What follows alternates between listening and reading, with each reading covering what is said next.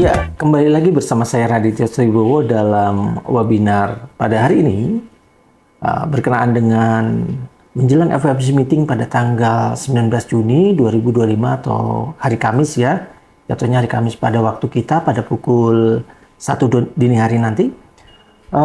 Kita akan membahas posibilitas pergerakan harga, kemudian kita akan membahas tentang faktor-faktor yang menjadi pertimbangan-pertimbangan bagi The Fed untuk memangkas tingkat suku bunga mereka, mempertahankan tingkat suku bunga mereka, atau bahkan mungkin ada opsi lain ini yang akan menjadi pembahasan Jerome Powell pada pertemuan FOMC meeting pada minggu ini, seperti itu. Nah, selain dari FOMC meeting yang akan kita bahas pada hari ini, ada beberapa hal juga yang akan kita bahas terkait dengan fokus pasar pada minggu ini. Karena pergerakan market memang sangat terpengaruh sekali. Kebijakan tingkat suku bunga The Fed sendiri juga sangat terpengaruh sekali terhadap hal-hal yang terkait yang akhir-akhir ini terjadi. Oke, langsung aja kita mulai. Ya, kita mulai dengan adanya aspirasi dari Presiden AS Donald Trump yang menginginkan pemangkasan tingkat suku bunga 100 basis poin pada tahun ini. Nah, kebijakan ini tentunya bertolak belakang dengan kebijakan yang akan diambil The Fed, di mana kebijakan The Fed ini proposalnya kan mereka ingin memangkas tingkat suku bunga hanya sekitar 50 basis poin. Itu pun setelah bulan September ya gitu. Nah, permintaan Trump untuk memangkas tingkat suku bunga 100 basis poin ini berlatar belakang dari pelambatan pertumbuhan ekonomi Amerika yang akhir-akhir ini terjadi. Nah, pelambatan pertumbuhan ekonomi ini terjadi karena faktor apa? Karena faktor penerapan kebijakan tarif yang diambil oleh Donald Trump seperti itu.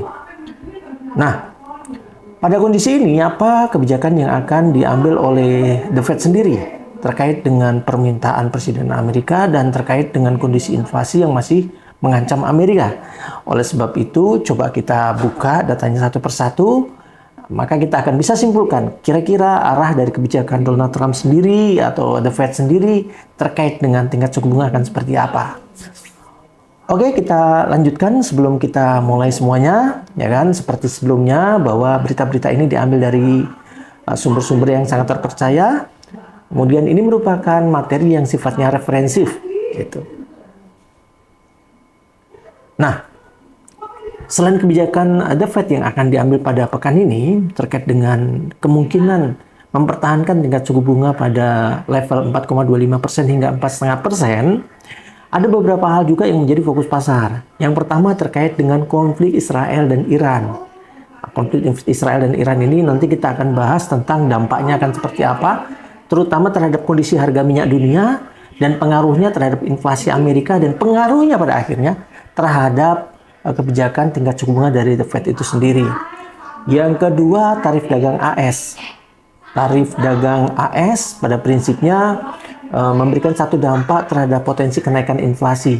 Dan kenaikan inflasi ini yang menjadi fokus bagi The Fed untuk tetap mempertahankan tingkat suku bunga mereka hingga bulan September. Nah, ini bulan September ini berdasarkan proposal yang diajukan oleh The Fed setelah melakukan satu evaluasi terhadap pertumbuhan ekonomi Amerika dalam beberapa kuartal terakhir seperti itu. Nah, yang ketiga kita akan bicara tentang prospek pemangkasan tingkat suku bunga The Fed itu sendiri.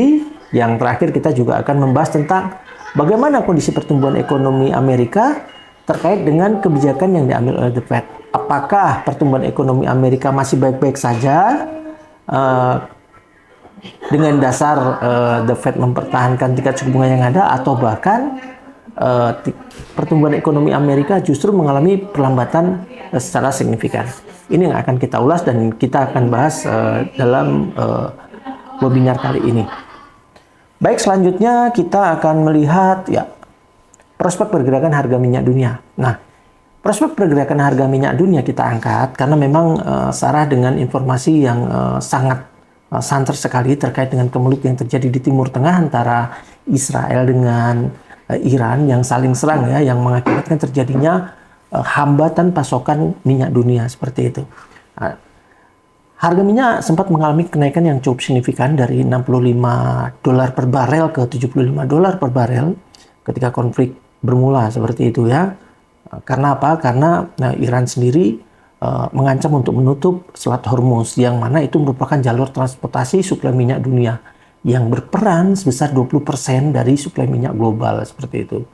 Nah, kondisi ini yang kemudian menunjang pergerakan harga minyak dunia mengalami peningkatan yang sangat signifikan, yang pada akhirnya membuat The Fed sendiri mengalami kekhawatiran lah kondisinya. Kekhawatiran karena ancaman naiknya harga minyak akan dapat memicu terjadinya inflasi seperti pada saat konflik antara Rusia dengan Ukraina seperti itu.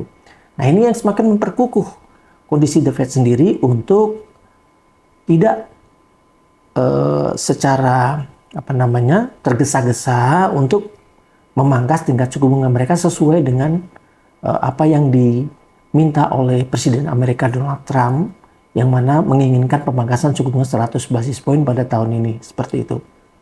Nah, sekarang pergerakan harga minyak dunia seperti yang kami perhatikan gitu ya, polanya secara teknikal membentuk arah trend channel seperti itu. Dengan harga di area sekitar 7100 dan punya peluang untuk menyentuh level teknikal atasnya di area sekitar 77.00. Nah, ini yang punya peran besar juga terhadap potensi sumbangsi terhadap peluang kenaikan inflasi selain dari naiknya harga-harga yang muncul karena resiko peningkatan tarif seperti itu. Nah, kita akan tetap memantau dari sisi konflik yang terjadi di Timur Tengah saat ini. Mudah-mudahan konflik ini tentunya bisa berakhir dengan cepat gitu ya, dan selalu menimbulkan resiko yang minim gitu bagi kedua belah pihak gitu ya. Nah, informasi terakhir terkait dengan konflik yang ada saat ini, sempat beredar isu bahwa Iran mau untuk melakukan satu negosiasi terkait dengan gencatan senjata dengan Israel seperti itu. Namun kita juga masih mengamati apakah itu benar atau tidaknya, karena di pasar keuangan juga sangat terpengaruh sekali dengan berita-berita yang seperti itu. Yang jelas konflik yang terjadi antara Iran dengan Israel saat ini memang di luar kemauan Amerika gitu ya, karena memang dampak dari konflik ini akan memicu terjadinya kenaikan harga minyak dunia, yang mana itu akan bertentangan dengan prospek dan program pemerintah Amerika sendiri yang sedang menerapkan tarif impor, yang kemudian ada muncul resiko baru terkait dengan naiknya harga minyak yang akan menghambat kinerja dari The Fed sendiri yang diharapkan akan memangkas tingkat suku bunga seperti itu.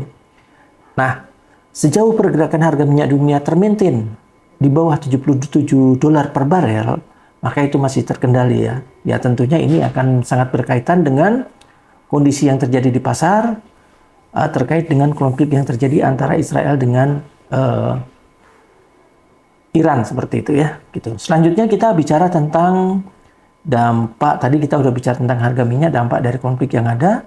Kemudian kita bicara tentang program dari The Fed sendiri, yang mana mereka masih bersikuku untuk tetap memangkas tingkat suku bunga mereka sekitar dua kali ya, dengan besaran 50 basis poin. Jadi gambarannya, pemangkasan suku bunga sebesar 50 basis poin ini mungkin akan dilakukan pada bulan September, kemudian juga akan dilakukan pada bulan Desember gitu. Nah, jadi mereka yang ingin benar-benar memastikan ya, bahwa tarif itu nanti akan berdampak akan seperti apa terhadap inflasi Amerika, baru mereka berani untuk lakukan sesuatu untuk mengambil kebijakan atau merubah kebijakan moneter seperti itu. Nah, selanjutnya setelah kita bicara tentang proposal The Fed, kita mau melihat bagaimana sudut pandang dari pasar ya, terkait dengan para pelaku pasar melihat bagaimana kondisi pertumbuhan ekonomi Amerika dan pooling mereka terhadap kemungkinan pemangkasan tingkat suku bunga yang dilakukan oleh Chicago Mercantile Exchange terhadap cara pandang mereka atas apa yang akan dilakukan oleh The Fed seperti itu ya. Gitu. Ya, berdasarkan data dari survei Chicago Mercantile Exchange di bulan Juni ini, pada pertemuan minggu ini, The Fed diprediksi tidak akan melakukan perubahan kebijakan tingkat suku bunga. Jadi berdasarkan polling yang ada, hampir 100% ya, atau tepatnya 99% ya, menyatakan bahwa The Fed tidak akan merubah tingkat suku bunga mereka. Seperti itu. Jadi sempat beredar rumor sebelumnya karena perlambatan pertumbuhan ekonomi Amerika terkait dengan tingginya lonjakan pengangguran, kemudian turunnya produktivitas dan turunnya data GDP yang sempat bergerak di bawah 0% ya, atau dalam konteks kekhawatiran resesi, Ini yang membuat sebelumnya banyak pelaku pasar yang memprediksi bahwa The Fed dapat memangkas suku bunga lebih cepat dari apa yang mereka inginkan gitu. Namun perkembangan terakhir dengan pertumbuhan ekonomi yang kembali membaik dan kemudian adanya resiko terhadap konflik yang terjadi di Timur Tengah yang turut berpengaruh terhadap naiknya harga minyak dunia, di mana harga minyak itu berpengaruh terhadap inflasi Amerika, maka probabilitas atau pandangan pasar terhadap kemungkinan pemangkasan tingkat suku bunga yang akan dilakukan oleh The Fed pada bulan Juni ini berkurang secara signifikan, berkurang, pemangkasan suku bunganya berkurang secara signifikan, dan justru malah melihat bahwa kebijakan tingkat suku bunga pada bulan Juni ini cenderung stabil atau tetap di angka 4,25% hingga 4,5% seperti itu. Nah, selanjutnya kalau kita perhatikan untuk kemungkinan dari kira-kira kapan tingkat suku bunga akan dipangkas seperti itu ya, seperti yang saya sampaikan tadi, bahwa dari pooling Chicago Mercantile Exchange, dari para ekonomi yang melakukan pooling di sana, yang punya pandangan terhadap bagaimana kondisi pertumbuhan ekonomi Amerika dan apa yang akan dilakukan oleh The Fed, sebanyak 58,9% itu melihat mereka mendukung bahwa The Fed baru akan melakukan pemangkasan suku bunga itu di bulan September. Jadi bulan Juli besarannya sekitar 9,1%. Kemudian bulan September probabilitas pemangkasannya sebesar 58%, kemudian bulan berikutnya sebesar 32,0% seperti itu. Jadi apa yang dilihat oleh market, apa yang dilihat oleh ekonom, mereka setuju bahwa The Fed mungkin akan melakukan satu perubahan kebijakan moneter di bulan September. Nah, ini nanti poinnya kita akan bahas adalah apa reaksi dolar gitu. Kira-kira prediksinya terhadap dolar akan seperti apa kayak gitu.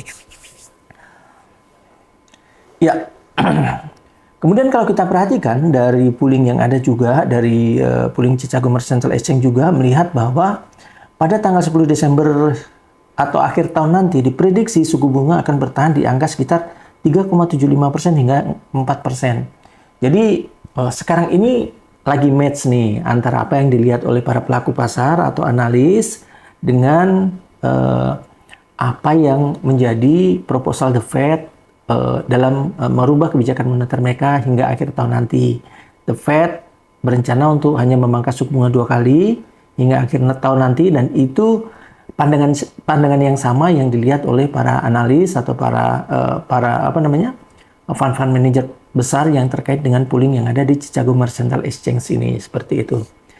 Dengan probabilitas 41,4%, mereka menyatakan bahwa besar kemungkinan suku bunga akan dipangkas 2 kali tahun ini gitu. Jadi udah match nih antara apa yang dilihat The Fed, apa yang jadi proposal The Fed dengan apa yang menjadi pooling yang dilakukan oleh banyak fund manager besar di Chicago Mercantile Exchange begitu. Nah, di internal The Fed sendiri kalau kita perhatikan pada kuartal pertama hingga kuartal kedua tahun 2025, dot plotnya pun seperti yang saya sampaikan tadi, ya kan, mereka punya pandangan udah sangat kuat sekali ya. Pemangkasan suku bunga dengan probabilitas akan dilakukan hingga akhir tahun ini pada besaran 3,75 hingga 4% gitu. Nah, dengan ekspektasi tingkat suku bunga turun gitu. Nah, ini yang menjadi pandangan dari banyak ekonom dan dari Federal Reserve sendiri terkait dengan kondisi yang ada. Nah, selanjutnya kalau kita perhatikan bahwa sekarang ini tren bunga obligasi sedang mengalami potensi peningkatan seperti itu. Nah, jadi dengan kondisi yang ada, untuk memerangi inflasi, antisipasi dari kebijakan The Fed sendiri adalah sekarang ini melakukan pembelian obligasi, yang mana tujuannya adalah membuat dolar menguat. Jadi dengan adanya lelang obligasi, harapannya uang yang beredar di market itu akan semakin berkurang. Jadi bisa diartikan bahwa sekarang ini penguatan mata uang dolar merupakan kepentingan Amerika yang sangat kuat seperti itu. Nah, ini yang perlu kita catat, sehingga kenapa? Karena dengan penguatan mata uang dolar itu akan berpengaruh terhadap regional currency, juga sektor pasar komoditas seperti itu. Nah, makanya kita perlihatkan di sini untuk imbal hasil obligasi treasury jangka pendek, kemudian yield obligasi jangka 2 tahun, 5 tahun, 10 tahun, dan 30 tahun kita perlihatkan yang semuanya mengalami peningkatan imbal hasil seperti itu. Karena memang strategi mereka menyerap likuiditas pasar atau menyerap uang yang beredar dengan pembelian obligasi seperti itu. Nah, selain dari itu, kalau kita bicara tentang kebijakan tingkat suku bunga yang akan diambil oleh The Fed sendiri, yang akan diputuskan oleh The Fed sendiri pada bulan Juni, ya bulan Juni ini atau nanti hari Kamis pukul 1 dini hari, tidak terlepas dari faktor yang juga turut berpengaruh di sana seperti itu ya. Jadi kalau kita bicara tentang kebijakan tingkat suku bunga, kita mestinya bicara tentang bagaimana dampak inflasinya dan dampak tingkat pertumbuhan ekonominya seperti itu. Nah, bicara tentang inflasi, sekarang ini data inflasi Amerika, inflasi utama ya, Consumer Price Index, itu mengalami peningkatan tipis dari sebelumnya 2,4%, yang mana ekspektasinya 2,6% dan ternyata data yang dirilis 2,5% gitu. Nah, berita ini tentunya memberikan satu gambaran bahwa terjadi peningkatan inflasi secara rata-rata untuk data tahunan, kendati mengalami peningkatan secara tipis. Nah, kenapa dampak dari tarif ini tidak langsung berpengaruh pada inflasi Amerika yang mengalami peningkatan secara signifikan? Karena inflasi yang akan terpengaruh secara langsung itu mungkin baru efektif terjadi setelah bulan Juli. Karena apa? Karena Trump sedang menunda penerapan biaya tarifnya hingga bulan Juli tanggal 9 nanti, seperti itu. Nah, itu makanya setelah melihat kondisi inflasi yang terjadi dari dampak dari peningkatan tarif impor oleh Trump, baru The Fed berani mengambil sikap nih. Tapi kalau dampaknya peningkatan tarif ini nanti akan besar terhadap inflasi, yang misalnya berakibat pada peningkatan inflasi kembali lagi ke angka 5% dan 6% dan seterusnya, nah ini tentunya akan membuat perubahan kebijakan moneter dari The Fed sendiri bisa saja berubah untuk tidak memangkas. Dari rencana memangkas 50 basis poin bisa saja berubah menjadi tidak memangkas. Tapi kita akan bahas itu nanti di sesi FOMC meeting bulan Juli tentunya ya, gitu. Bulan ini kita akan batasi dulu lingkupnya di bulan Juni ini, gitu. Nah, data selanjutnya kalau kita perhatikan dari sisi tingkat pengangguran ya. Tingkat pengangguran kalau kita perhatikan cenderung moderate atau stabil ya di angka 4,2%. Kemudian kalau kita perhatikan untuk PCI inflation yang menjadi acuan The Fed untuk menentukan inflasi secara keseluruhan, cenderung mengalami peningkatan juga dari 2,7% menjadi 2,8%. Nah, tren ini juga masih membuat The Fed lebih waspada terhadap potensi perubahan kebijakan moneter yang ada gitu. Jadi mereka lebih berhati-hatilah di sana seperti itu ya. Nah, terakhir kali ini yang melatar belakangi kenapa Jerome Powell diminta oleh Donald Trump untuk memangkas suku bunganya tahun ini hingga 100 basis poin atau 1%. Karena pelambatan pertumbuhan ekonomi Amerika yang dirilis dari data GDP pada kuartal pertama kemarin sempat anjlok secara signifikan ke angka minus 0,4% dari 2,4%. Gitu. Namun dari GDP Now, Atlanta GDP Now yang merupakan indikator untuk melihat data gross domestic product secara update, saat ini kondisi pertumbuhan GDP Amerika sudah bergerak lagi di atas 0% ya. Dan ini tentunya memberikan satu dampak positif terhadap pergerakan mata uang dolar dan mengikis kekhawatiran terhadap potensi resesi yang ada di Amerika. Ini yang menjadi latar belakang kuat bagi The Fed untuk tidak sesegera mungkin untuk memangkas tingkat suku bunga mereka, seperti itu. Jadi secara keseluruhan tingkat pengangguran stabil, kemudian dari sisi inflasi naik tipis, kemudian dari pertumbuhan ekonomi yang pada kuartal pertama kemarin itu nyungsep dalam, sekarang cenderung untuk kuartal kedua diprediksi kembali lagi bergerak di atas 0% dan diprediksi cenderung mengalami peningkatan seperti itu. Nah, jadi kalau kita perhatikan dari data ekonomi ini masih mendukung The Fed untuk mempertahankan tingkat suku bunga. Nah, jadi dari kesimpulan apa yang kami sampaikan tadi, tentunya ini menjadi bahan bakar untuk membahas tentang indeks dolar. Jadi data-data itu tadi akan berpengaruh terhadap pergerakan indeks dolar ya. Nah, kalau kita perhatikan secara keseluruhan, indeks dolar sempat mengalami penurunan ke 97.20 gitu kan. Namun setelah serangan Israel ke Iran kemarin itu, indeks dolar kembali menjadi safe haven, di mana pergerakan indeks dolar berbalik dan kembali mengalami satu kenaikan, sempat menyentuh level 9780 dan prediksinya juga masih mengalami potensi penguatan di angka sekitar 9820 bahkan ke 9880-an gitu. Jadi latar belakang kami melihat bahwa indeks dolar ini akan kembali mengalami kenaikan adalah yang pertama karena kebijakan The Fed itu sendiri yang masih mempertahankan tingkat suku bunga mereka hingga September. Yang pertama itu. Yang kedua, aktivitas lelang obligasi selalu menyerap likuiditas dan membuat dolar menguat. Gitu. Yang ketiga, kalau kami perhatikan secara keseluruhan ya, jadi konflik yang terjadi antara Iran dengan Israel ini akan dapat berakibat pada potensi aktivitas safe haven, di mana safe haven ini cenderung akan mengangkat pergerakan emas dan juga cenderung mengangkat pergerakan mata uang dolar. Namun secara basic ya, secara kebijakan moneter sendiri, dolar udah diuntungkan di sana dengan bertahannya tingkat suku bunga di level tinggi dibandingkan banyak bank sentral lain. Nah, perlu kami ingatkan juga bahwa pada minggu ini selain dari The Fed, BOJ hari ini juga melaporkan kebijakan tingkat suku bunga mereka yang tidak berubah pada 0,5%. Selain itu, Swiss National Bank pada minggu ini juga diprediksi juga akan melakukan pemangkasan tingkat suku bunga dari 0,25% menjadi 0%. Selanjutnya, Bank of England diprediksi pada minggu ini juga akan merilis, pada hari Kamis nanti akan merilis kebijakan tingkat suku bunga mereka yang tidak berubah di angka 4,5% gitu. Jadi di tengah banyak bank sentral yang melakukan pemangkasan suku bunga kecuali BOJ ya, itu dolar akan diuntungkan karena semakin jauhnya selisih perbandingan tingkat suku bunga The Fed dengan bank sentral lain seperti itu. Nah, dengan kondisi yang ada, maka kita simpulkan bahwa pergerakan indeks dolar dalam peluang penurunannya mengalami penurunan terbatas. Kita akan lihat strong supportnya di area sekitar 9720 hingga 9640-an. Sementara potensi kenaikannya saat ini berpeluang untuk menguji ke area sekitar 100.40 setelah dia berhasil melewati angka 98.20 seperti itu. Nah, kalau dolar menguat artinya apa? Artinya against major currency termasuk mata uang euro, pound sterling maupun Australian dollar tentunya akan melemah terhadap dolar. Seperti itu kira-kira gambarannya. Jadi ini poin keduanya kalau kita bicara tentang mata uang nih. Dolar menguat, indeks dolar menguat, kemudian major currency akan melemah against US dollar. Nah, ini yang paling kita tunggu pastinya kan, karena memang banyak sekali pelaku pasar yang ada di industri berjangka yang bertransaksi komoditas emas seperti itu. Kami melihat konflik yang terjadi antara Iran dengan Israel kemarin ini seharusnya memberikan satu dampak terhadap potensi kenaikan harga emas begitu.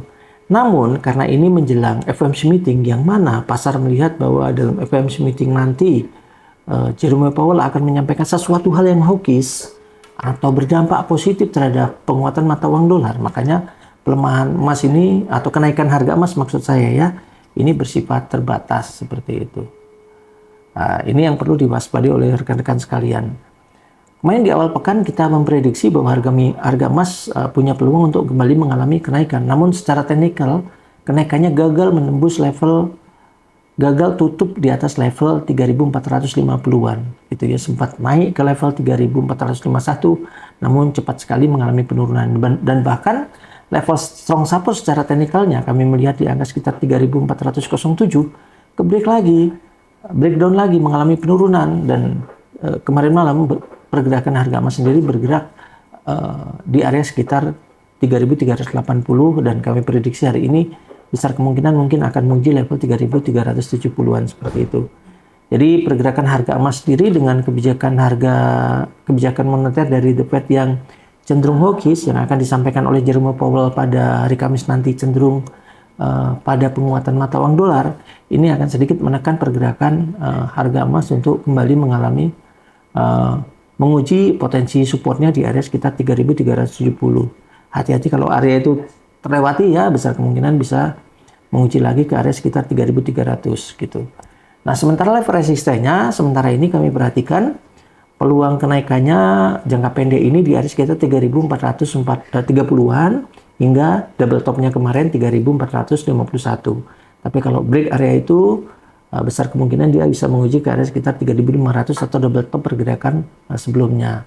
Nah, ini yang perlu kita waspadai. Apa yang bisa memicu terjadinya kenaikan harga emas ke area sekitar 3.500? Ya, seperti yang saya sampaikan tadi di awal, isu pertamanya masalah kemelut antara Iran dengan Israel.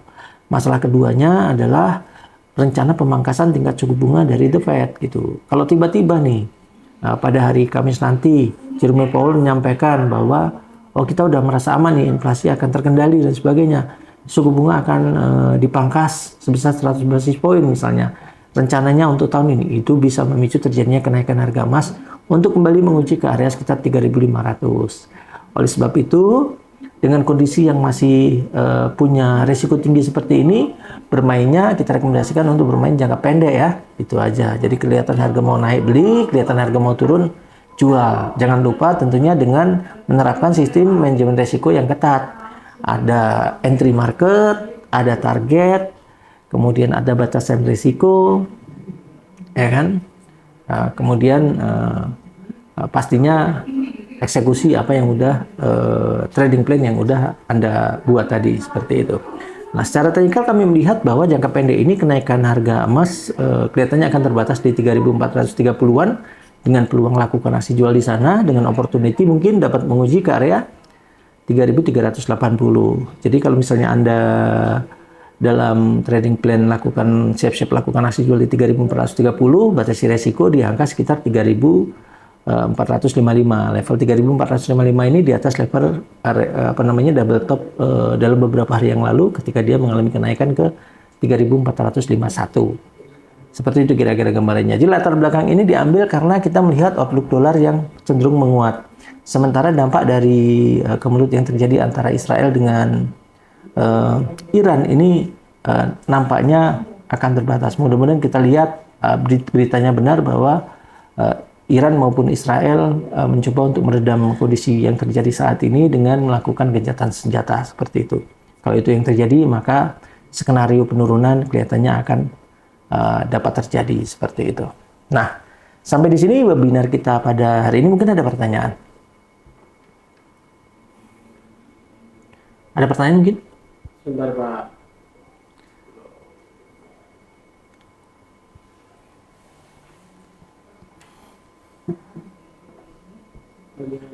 Jadi Bapak Yasir.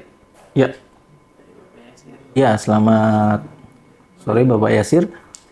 Pertanyaannya, dengan kondisi konflik Iran-Israel, seberapa besar kemungkinan The Fed pangkas suku bunga lebih dari 50 basis point? Ya, jadi begini Bapak Yasir ya. Perlu saya tekankan bahwa konflik yang terjadi antara Iran dengan Israel ini memicu terjadinya kenaikan harga minyak dunia. Yang seperti yang dalam gambaran saya pertama tadi itu kan, harga minyak punya potensi untuk kembali naik ke 77, kendati sekarang di angka 71. Tapi kalau break level 77 besar kemungkinan bisa kembali lagi ke di atas $80 per barel atau bahkan lebih. Seperti dalam pembahasan sebelumnya bahwa naiknya harga minyak ini akan berpengaruh terhadap inflasi Amerika. Inflasi Amerika yang terjadi itu akan membuat The Fed justru akan urung untuk memangkas tingkat suku bunganya. Jadi sekarang ini kami masih berpandangan bahwa sejauh level 77 belum ke break harga minyaknya, kita masih melihat The Fed akan pangkas suku bunga hanya 50 basis point. Tapi kalau kenaikan yang terjadi terhadap harga minyak nge-break level area sekitar 77, kembali lagi bergerak di atas $85 per barel, besar kemungkinan bahkan bukan lebih besar dari 50 basis point, bahkan akan lebih kecil dari 50 basis point mungkin pemangkasannya, atau bahkan gagal untuk dipangkas karena resiko inflasi semakin tinggi. Demikian Pak Yasir. Mungkin ada pertanyaan lagi? Ada dari Bu Neti. Ya, selamat sore Bu Neti. Kalau perang emas kemungkinan naik, di berapa bisa dibeli? Kalau perang emas kemungkinannya naik, jadi di level berapa bisa dibeli begitu ya. Nah, sekarang ini sedang terjadi tarik-menarik ya antara kepentingan dampak kebijakan moneter strong dolar terhadap regional currency dan kondisi yang terjadi terkait dengan geopolitik aspek yang mana dampak dari penyerangan Israel ke Iran dan saling serang Iran ke Israel ini cenderung mendorong pergerakan indeks dolar cenderung emas cenderung menguat gitu ya. Sebenarnya dolar menguat terhadap efeknya terhadap emas ini harusnya kan turun. Tapi karena lagi geopolitik, ketika perang terjadi, emas naik, dolarnya juga naik gitu ya. Kita mesti lihat dulu Bu Neti. Coba kita perhatikan di angka level psikologis resistennya di angka 3.430-an. Kalau angka itu nggak break, besar kemungkinan pergerakan emas masih mempertahankan pola melakukan kami belum prepare untuk melakukan aksi beli, jadi wait and see. Tapi kalau misalnya ingin bertransaksi secara aman, kami lebih merekomendasikan buat Bu Neti untuk bertransaksi against US dollar terhadap major currency aja, terhadap mata uang euro, pound sterling, Australian dollar itu punya peluang untuk melemah kalau dolar menguat. Jadi tidak terpengaruh terhadap adanya faktor geopolitik seperti itu, Bu Neti. Oke, masih ada pertanyaan mungkin? Satu lagi Pak terakhir Ya. dari Bapak Jamal. Ya, selamat sore Bapak Jamal. Strategi apa yang tepat untuk trading dengan kondisi seperti ini? Oh, jadi strategi yang tepat kalau lagi volatilitas market tinggi seperti ini ya paling cocok ya bertransaksi dengan day trading ya. Jadi strategi trading jangka pendek aja, di harian aja begitu. Atau pakai strategi scalping. Scalping tuh gini. Kelihatan harga dari technical intraday, baik itu di 4 jam, 1 jam, 30 menit, 15 menit. Mau turun nih grafiknya, ikutin aja gitu. Ikutin pergerakan jangka pendeknya. Ambil, kalau misalnya transaksi emas, ambil 3-5 dolar cukup. Kemudian keluar pasar gitu. Jadi modelnya seperti itu. Jangan overnight, karena dalam kondisi ketidakpastian tinggi seperti ini, kalau kita overnight, resikonya akan besar seperti itu. Karena ketika kita sedang istirahat atau kita sedang tidur, tiba-tiba terjadi sesuatu hal yang kita tidak inginkan dan terjadi perbalikan arah dari posisi kita, maka itu akan memunculkan risiko yang besar seperti itu. Jadi kami lebih merekomendasikan transaksi jangka pendek atau intraday dengan memanfaatkan grafik time frame 4 jam, 1 jam, 15 menit, atau bahkan 5 menit untuk entry marketnya. Seperti itu, Bapak. Oke. Baik, mungkin udah cukup dulu untuk webinar kita pada hari ini. Saya Raditya Setiwibowo, senang bisa berbagi informasi dengan Anda. Sampai jumpa lagi di webinar selanjutnya. Salam.